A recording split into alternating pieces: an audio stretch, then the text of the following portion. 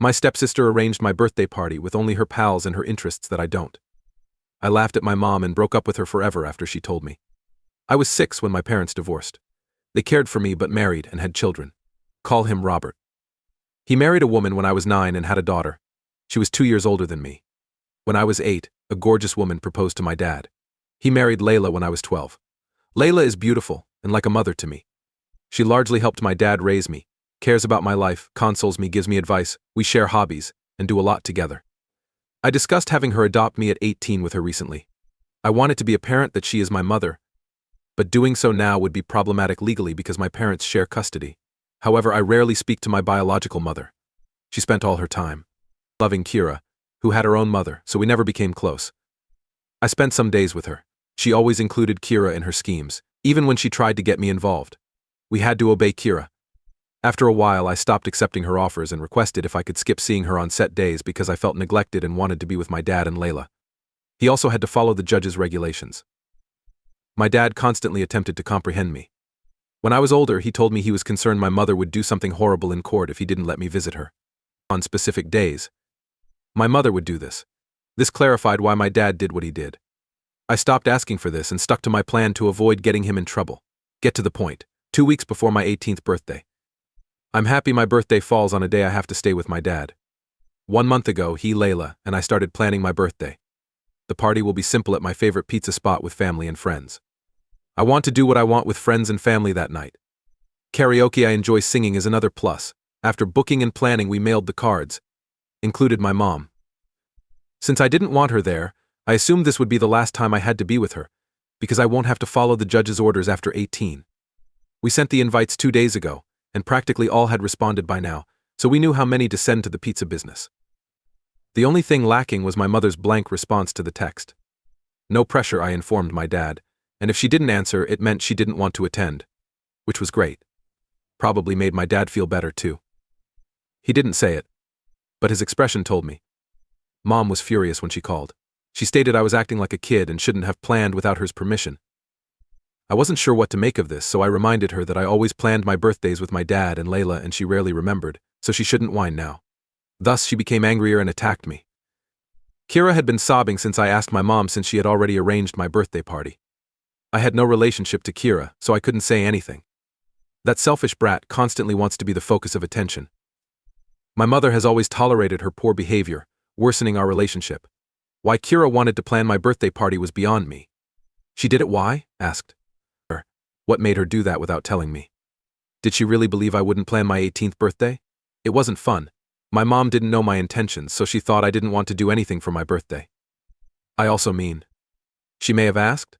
No, absolutely not. This is the worst part, the one that broke me. Maybe my mom told me about Kira's exciting party plans to make me understand what I missed. All were Kira's favorites. Disliked things. I don't eat fish, yet she booked lunch at a fish restaurant. Because it makes me sick, not because I want to. Fish smells make me nauseous. I'm not allergic, but my body doesn't like it. In the afternoon, a camp near my mom's city offers horseback riding and other fun. I don't like it. Although I appreciate horses, riding them more. Getting near to big animals concerns me. She considered responding, I don't want to go back to my mom's house for dinner, because I don't want to spend more time with my mom than I have to. My mom stated everyone had been invited. Although I was shocked, I had to ask her who they were given to because my pal's dad and his family hadn't received anything. Robert, my parents, and Kira's pals dominated the party. Despite saying it was for my birthday, Kira was throwing a party for herself. I stopped holding back. I laughed at my mom and hung up after phoning. It was too absurd to be true. My dad recently informed me that his mom phoned him upset because I laughed in her face when she told me about my party. He was furious. He started to say that, even though I cared about my mom, they were trying to be kind for once, but I stopped him and filled him in on the party planning, which my mom had inexplicably left out. His expression altered. Instantly. He claimed I'm going to call, but I've heard him yell at my mom for 20 minutes. Layla informed me that I was disrespecting my mother by laughing in her face and hanging up without saying anything. I should have stood up for her like an adult, regardless of how I felt, and resolved things politely. She wasn't upset with me, but my behavior disappointed her. I contemplated my actions after she went.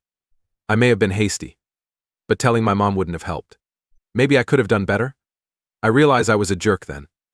Updated November 29, 2024. Velp, I didn't expect that much attention for this topic. However, I appreciate your well wishes and reassuring remarks. I followed all your instructions after reading your notes. I told Layla my feelings about my mom first. Layla constantly encouraged me to talk to people to fix my concerns. I now understand her criticism of my behavior. I also gave her my opinion. Just giggling and telling her my mom was crazy was all I could think of. I wondered, is this a joke or some kind of bad prank? Could my mom be joking? Because her gibberish was ridiculous. Layla said she understood it. As many of you have told me, she wanted me to know that sometimes I can't laugh it off and hang up. She just cared about my response. I'm glad we resolved things. I informed my dad of his call with my mother. It appeared my mom had answers for everything. She claimed Kira only wanted to be a good sister on my wedding day and share her horse riding hobby. She added that Kira never believed my fish problem was a problem, and that the place they scheduled it at had the best fish. That last one is a lie, because I vomited up in front of my mom a few times as a child because we went somewhere. Fishy smelling. She knows I have a problem. Dad stated they hadn't planned anything for me, and Kira had plainly arranged the party for herself. He inquired what kind of party it was for me without my significant people. My dad told my mom to go to hell and hung up when she kept talking about how selfish and spoiled I was. I appreciate the advice. I followed this advice and wrote my mom. I chose to be mature this time and typed the letter well. I apologized for laughing, but her words were so ridiculous that I had to. She didn't strive to get to know me and never has. I told her Kira arranged a birthday party with only things she liked so they could enjoy it with family and friends. She stated her aims in our previous contact, so I informed her that she was no longer welcome to my pizza party and should not attend. My plan was the same, and she was low on my priority list. I adore Layla, my mother. I wished her new family well and requested her not to contact me again. No problem that she read the message but didn't respond. She'd probably say more terrible things about how selfish and pampered I am if she replied. I don't want to talk to her because she won't understand or act like she doesn't. Now that I've clarified, our issue is resolved. Yes, it meant that to me. And thank you, everyone. I probably would have ignored her after my 18th birthday. But what you stated convinced me a brutal end was needed. My dad also asked my mom how she could throw me a surprise party without me. He also questioned her why he wouldn't organize my 18th birthday party. My dad took it personally, and she told me Robert would get me on my birthday morning. Explain to Dad and Layla, then make up a cause to take me to Mom's. That's beyond me how that worked. No matter the cause, I wouldn't have gone to my mom's without our scheduled days.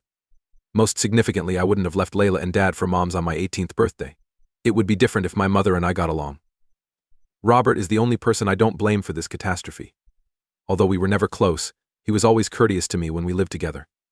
He cleaned out his study so I could stay in his house when I visited my mom. I don't blame him because he was always courteous to me even if we had no step tie. Though we're not close, he probably thinks the party is for me. I doubt my mother would have informed him what I like. I was fortunate not to leave anything at my mom's. My dad's house will always have my stuff. My bag held my daily necessities when I visited my mom. When I visited my dad, I brought them back. I never felt safe leaving anything with Kira because Robert's relatives and friends came over so often. I didn't want my stuff on display. Finished for now. I hope my mom lets me be alone and doesn't bother me again. In addition, I'd like to discuss adoption with Layla after the holidays. When we first discussed it, she appeared happy. Again, thanks for the kind remarks and help. I now handle things better thanks to your suggestions. Though I'm young, I think this has made me a better person and changed my perspective. Good luck, folks. Locations where OP responded. Respondent 1 OP. I would appreciate Robert for his kindness and thoughtfulness throughout the years. Wish him luck, which implies you'll never see him again. I could, but I don't have his number. Most of our conversations were small talk and good morning or evening goodbye. I don't have Kira's phone number, so I suppose Robert and I said goodbye for real the last time I left my mom's house. Commenter 2. Do you know your birth mother's family? What do they think of your birth mother's treatment? Your egg source addressed this problem less maturely than you. I rarely talk to my mom's family. They're only my aunt, grandma, and me. Also my uncle. My uncle and family reside several hours away. I visited him a few times over the holidays with my mom, and our chats were brief. I only get along with my aunt and granny. We SMS holiday greetings. They've sent me birthday gifts, usually money on my dad's card. But that's it. If I saw them, we would only talk about our lives. I haven't invited them to my 18th birthday celebration, and they haven't texted me since the dispute with my mom. I think they don't care. Commenter 3. You addressed this topic maturely and set limits. Layla seems helpful to you. Best wishes for your future. My dad wouldn't attend my wedding until I invited his 20-year-old hateful wife. My wedding was lovely without him, so I told him. Background: I'm F24. I don't like my dad's M43 wife, Ellie F41. They met in 2006, married in 2011, and have 2 children. Ellie never liked me.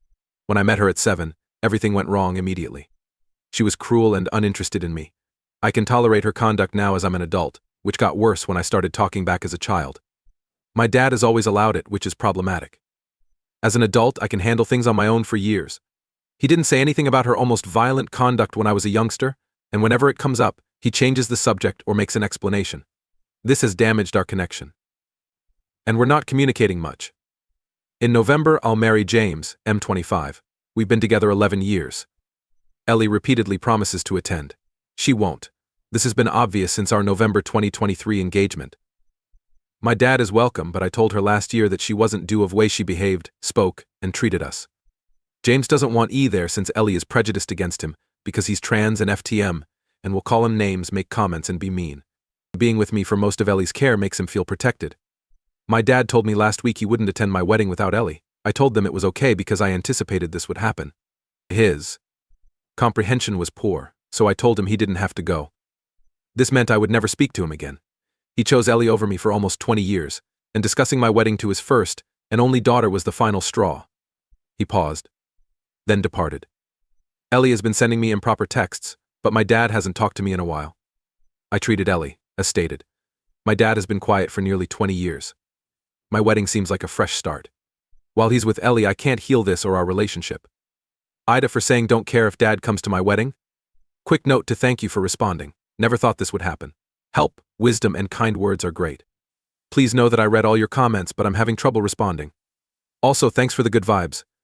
Thank you, truly. Comments where OP has replied, commenter, NTA, there's been no effort of apology or reconciliation. It's strange that Ellie would even want to be at the wedding anyway. Oop, she can't handle that my dad will be somewhere she isn't. It's a habit of hers to take him away from my special events. To another commenter, she doesn't truly want to be there. She just doesn't like that I told her no, and that my dad had an invitation so he would be where she wasn't.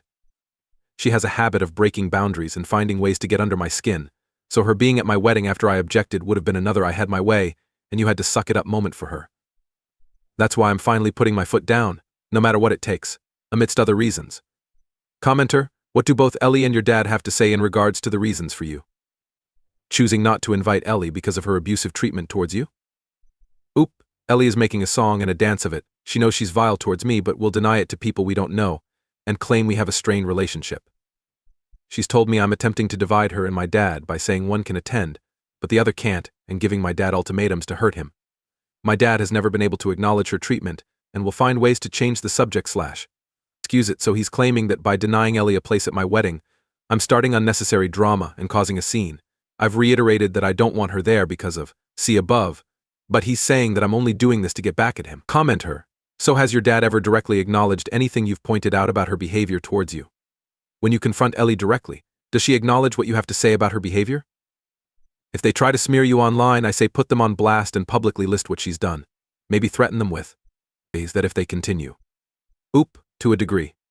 I have said the word she treats me like shit to him, and he has said you're blowing it out of proportion. My take is that he knows exactly what she says and does.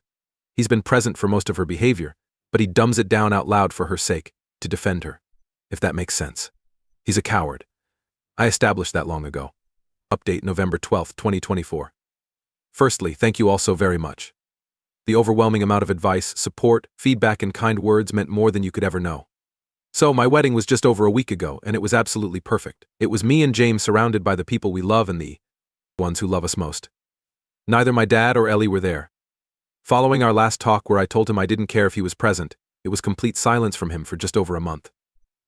I took my dad's silence as his mind made up, and I actually felt at ease with it, which was another huge wake-up call. He finally messaged me in October and asked to talk over the phone.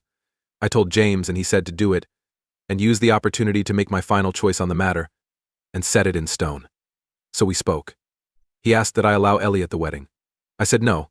He said that he wouldn't come if she wasn't there. I said I didn't care. We went back and forth for a little bit, mostly just repeating ourselves. Until he basically said, "Is this really the hill you want to die on?" I said yes, told him that he had a week to give me a simple yes or no as to whether he would be there, and hung up. He messaged me a couple of days later with a long paragraph about how I was giving him ultimatums, making him choose, holding on to the past, petty and disrespectful, etc. And something snapped. I said that he had more than enough chances to attempt to make things right, but that I was done, and blocked him. On the day of my wedding, I tried not to think about it, and it was honestly easier than I, to the point I didn't realize he wasn't there until midway through the ceremony. I was hearing from mutual friends and family that my dad has been pretty silent on the whole thing. Other members of my family/close friends were present at the wedding and asked why my dad wasn't there, and I just told them it was a story for another day, not something I wanted to get into on my wedding. Honestly, this entire situation is just draining. I've known for a long time that it would end in flames at some point or another, and I'm not entirely sure why I held out that little bit of hope for so long. I genuinely feel at peace for the first time in years and relieved that I no longer have to deal with him or Ellie. I'm in bed with my now husband writing this post, and feeling better than ever. I've realized I gave him too much of my time and patience when he didn't deserve it. This toxic chapter of my life is done. I'm more in love with my childhood sweetheart than I thought was possible, and can't stop grinning at the fact I get to call him my husband. Again, thank you so very much for other responses. You're all a lot wiser than I am. Have a great day, everyone. Additional info: Oop clarifies her half-siblings, they're both young, under 10. I was out of the house as much as I could as they were growing up and left as soon as I turned 18, so I can't imagine they have much recollection of me being about.